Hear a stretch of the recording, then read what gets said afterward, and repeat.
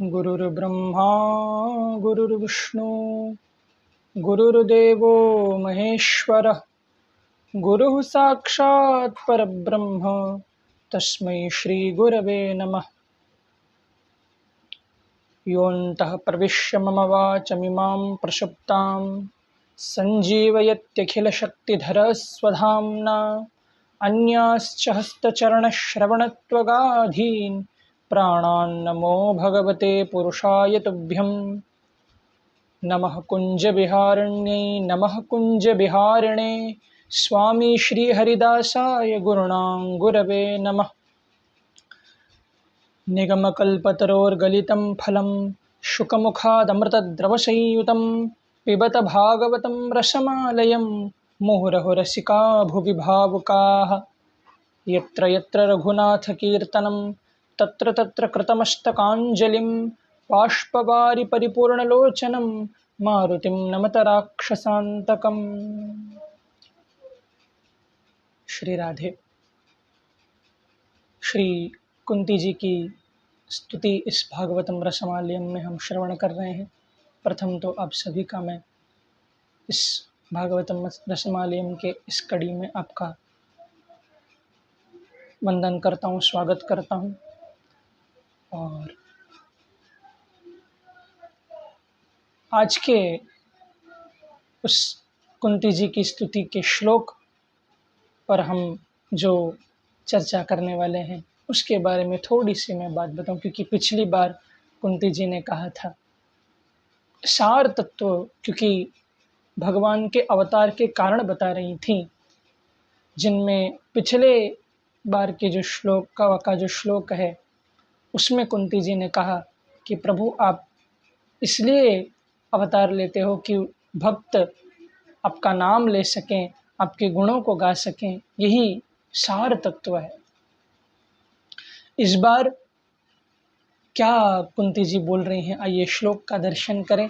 फिर बहुत सुंदर उन नाम का, उस कथा के श्रवण की महिमा कुंती जी बता रही हैं, तो उसका हम दर्शन करें, श्लोक का दर्शन करें, फिर व्याख्यान के ऊपर हम जाते हैं।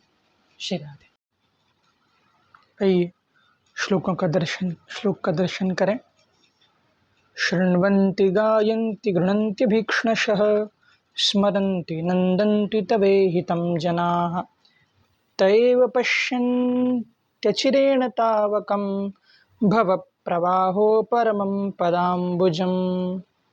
शृण्वन्ति गायन्ति गृह्णन्ति भीक्ष्णशः स्मरन्ति नन्दन्ति तवेहितं जनाः तैव पश्यन्त्यचिरेण पावकं भवप्रवाहो परमं पदाम्बुजम्। शृण्वन्ति गायन्ति गृह्णन्ति भीक्ष्णशः स्मरन्ति नन्दन्ति तवेहितं जनाः तैव पश्यन्त्यचिरेण तावकं भवप्रवाहो परमं पदाम्बुजम्। शृण्वन्ति गायन्ति गृह्णन्ति भीक्ष्णशः स्मरन्ति नन्दन्ति तवेहितं जनाः तैव पश्यन्त्यचिरेण तावकं भवप्रवाहो परमं पदाम्बुजम्। कुंती जी गा रही हैं अपनी स्तुति में, इसमें क्या बोल रही हैं कि शृण्वन्ति गायन्ति गृह्णन्ति भीक्ष्णशः स्मरन्ति नन्दन्ति तवेहितं जनाः। कहती हैं कि प्रभु जो आपके नाम को गाता है, जो आपकी कथा को सुनता है, शृण्वन्ति गायन्ति गृह्णन्त्यभीक्ष्णशः, जो आपकी कथा को सुनता है, जो आपके नाम को गाता है और आपके जो गुण हैं उसको बार बार अभीक्ष्णशः, बार बार उसको उसमें रस पाने लगता है। स्मरन्ति नन्दन्ति तवेहितं जनाः,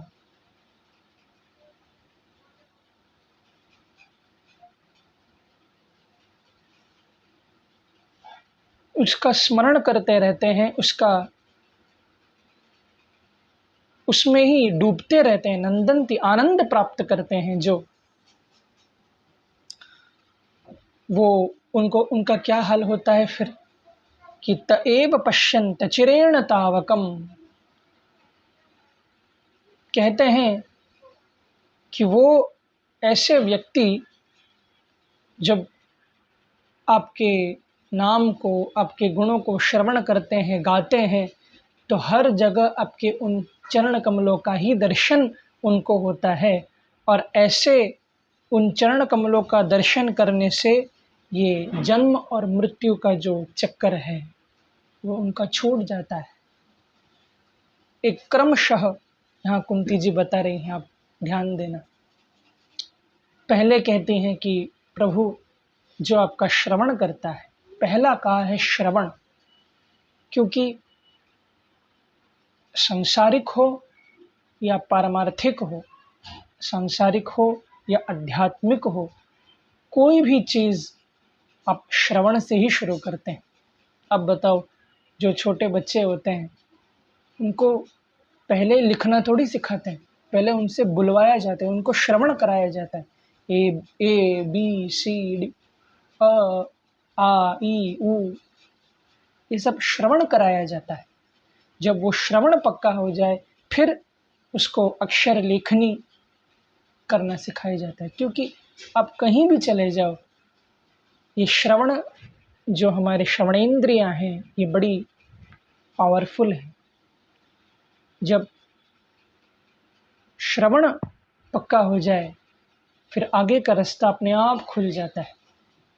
जब व्यक्ति श्रवण करता है कि प्रभु का नाम को गाने से क्या महिमा है, प्रभु के गुण में क्या आनंद है, ये जब पहले बैठ कर के श्रवण करेगा तभी तो उसकी महिमा को जानेगा। और जब श्रवण करने लगेगा, श्रवण कर चुका होगा, उसमें पक्का हो जाएगा, तो फिर वो गाना भी शुरू कर देगा। और जब गाना शुरू कर देगा तो प्रभु में फिर आनंद उसको प्राप्त होने लगेगा।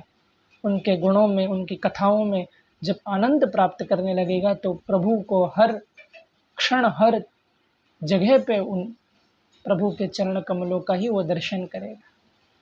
आप देखना कभी भक्तों को, कहीं भी वो रहें, भले वो संसारिक कार्य ही करते रहें, लेकिन उनको कहीं न कहीं ठाकुर जी की, बिहारी जी की वो कृपा दिखाई देनी शुरू होगी। यही तो कथा की महिमा है, यही तो प्रभु नाम की महिमा है कि वो कहीं भी रहे, कि कौन से भी हालत में रहे, चाहे संसारिक ही काम करता रहे, लेकिन उसको प्रभु की लीला ही याद रहती है, उसको उसमें भी प्रभु की वो कृपा दिखाई देनी शुरू हो जाती है।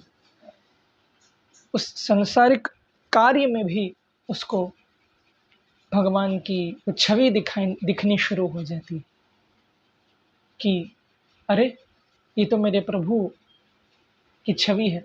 और अगर नहीं भी दिखने लगे तो आप सच मानना, भगवान उसको किसी न किसी रूप में दर्शन दे करके उसको याद दिलवा ही देते हैं। क्योंकि प्रभु सामान्य व्यक्ति और एक भक्त में बड़ा एक बहुत बड़ा फर्क होता है कि सांसारिक व्यक्ति संसार के काम में भी संसार ही देखता है, और भैया आध्यात्मिक कार्य में भी वो संसार को ही देखता है। उसको वो ही दिखता है कि ये संस्था है, इसमें पैसा इतना है, लोग कमा रहे हैं, इतने पैसे लोग डाल रहे हैं। अरे तुम मंदिर आए हो, और किसी मंदिर में जब हम जाते हैं, हुंडी में लोग डालते हैं, तो एक संसारिक व्यक्ति वही देखता है कि इतना इनके पास पैसा है, वैभव है। वो तो यही देखेगा कि हुंडी में कितना है, पैसे कितना है। लेकिन एक भक्त जब आता है तो वो मंदिर में भी दर्शन करता है, और वो संसारिक कार्य में भी वो लगा रहे फिर भी वो दर्शन ही करता है। माने उसको प्रभु के चरण कमल ही दिखते हैं। ये सब कहाँ से शुरू हुई? ये सब श्रवण से शुरू।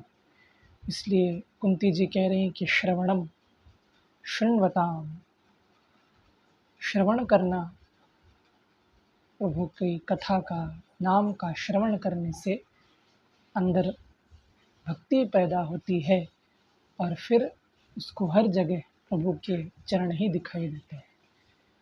तो यही इस श्लोक का एक छोटा सा व्याख्यान है। अगली कड़ी में फिर अगले श्लोक का हम दर्शन करें।